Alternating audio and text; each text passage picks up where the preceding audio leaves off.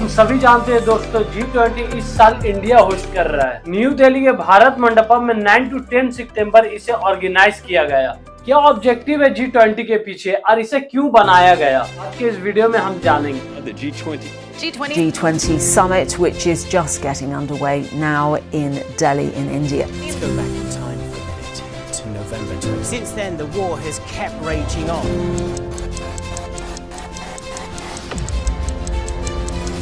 साल 1997 में Asia crisis का कारण बनता है थाईलैंड और वियतनाम जैसा देश, और इस क्राइसिस के पीछे मेन लीड में था अमेरिका। 1980 में अमेरिका अपने इन्वेस्टर को 15% का इंटरेस्ट रेट देता है। तो सारे इन्वेस्टर को 15% का नंबर बहुत ही मैजिकल लगता है और ये इसी के साथ कंटिन्यू रहना चाहते हैं। और 1989 के लास्ट तक ये 15% इंटरेस्ट रेट गिरकर 6% तक पहुंच जाता है, और जितने भी इन्वेस्टर थे उन्हें लगता था ये 6% में हमारा कुछ नहीं हो सकता, इतना तो इन्फ्लेशन में ही चला जाएगा, जिससे हमें एक अच्छा रिटर्न नहीं मिल सकता है। अब जितने भी इन्वेस्टर थे वो बेटर अपॉर्चुनिटी के लिए बाकी के अदर कंट्री के तरफ मूव करते हैं, और इन्हें ये अपॉर्चुनिटी थाईलैंड में मिलती है। जितना भी पैसा था एफडीआई का वो थाईलैंड जाने लगा, और वहां की इकोनॉमिक एनुअल 23% तक ग्रोथ करती है। थाईलैंड अपनी पॉलिसी में हर वो चीज मेंशन करता है जिससे एफडीआई अट्रैक्ट हो सके, और इसी बीच वो सबसे बड़ी गलती करता है अपने करेंसी को कैप करके।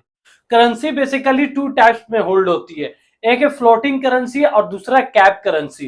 फ्लोटिंग करेंसी ग्लोबल मार्केट के अकॉर्डिंग बिहेव करता है, जिसमें डॉलर के बिहाव अप डाउन देखा जाता है। कैप करेंसी को एक फिक्स परसेंटेज में होल्ड किया जाता है, जैसे कि वो 6% में होल्ड है तो वो डॉलर के 6% ना नीचे जाएगा ना ही ऊपर। दूसरी सबसे बड़ी गलती करता है थाईलैंड मैन्युफैक्चरिंग फैक्ट्री सेटअप करने के लिए एक बहुत ही हेवी डेप्थ लेना, और इसी टाइम पीरियड में चाइना और वियतनाम जैसे देशों में बहुत ही तेज इंडस्ट्रियल रेवोल्यूशन आती है, जिससे सारे इन्वेस्टर थाईलैंड की जगह चाइना और वियतनाम की तरफ भी मूव करते हैं। और रीजन था मैन पावर। थाईलैंड उतनी मैन पावर फुलफिल नहीं कर सकता क्योंकि उस वक्त थाईलैंड की कुल पॉपुलेशन 6 करोड़ थी, और दूसरी तरफ अमेरिका 6% से 15% तक फिर अपने इंटरेस्ट रेट को इंक्रीज कर देता है, जिससे थाईलैंड की मैन्युफैक्चरिंग फैक्ट्री पूरी तरह से कोलैप्स कर जाती है। थाईलैंड का इकोनॉमिक पूरी तरह से टूट गया था, जिसका फायदा जूलियन रॉबर्टसन और जॉर्ज सोरेस उठाता है थाईलैंड की करेंसी को शॉर्ट सेल करके। और ये क्राइसिस सिर्फ थाईलैंड तक ही सीमित नहीं था, सिंगापुर, इंडोनेशिया, हांगकांग, मलेशिया और साउथ कोरिया जैसे देशों में भी देखा गया। और इसी क्राइसिस के बाद G20 का ओरिजिन होता है,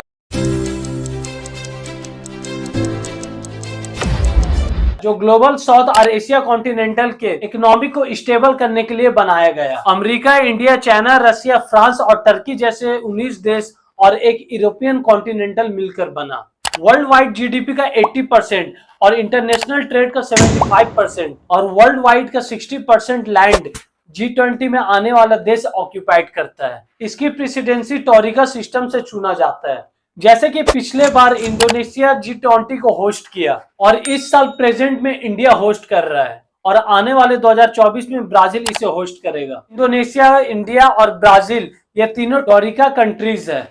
G20 समिट रोटेशनल वर्क करता है, जिसमें इंडिया को ये अपॉर्चुनिटीज 2021 में मिलना था, और पीएम मोदी 2018 में बुएनस एयरिस समिट अर्जेंटीना में इटली के प्रेसिडेंट से ये रिक्वेस्ट करते हैं 2021 में वो G20 को होस्ट कर ले, और आजादी के 75वें साल के अवसर पर यानी 2022 में ये अपॉर्चुनिटीज इंडिया को दी जाए, और इटली के प्रेसिडेंट इस बात को मान गए। और ठीक ऐसा इंडोनेशिया के foreign minister Retno Marsudi PM Modi से रिक्वेस्ट करते हैं 2022 में G20 इंडोनेशिया को होस्ट करने दी जाए, जिसकी वजह से इंडिया में 2022 की जगह 2023 से G20 को होस्ट किया जा रहा है। इंडिया G20 में women empowerment, digital public infrastructure, education, health और एग्रीकल्चर, टूरिज्म और क्लाइमेट फाइनेंसिंग जैसी टॉपिक पर फोकस करेगा। क्लाइमेट और ग्लोबल वार्मिंग की वजह जानना चाहते हैं तो मेरी इस वीडियो को देखिए, लिंक डिस्क्रिप्शन में है।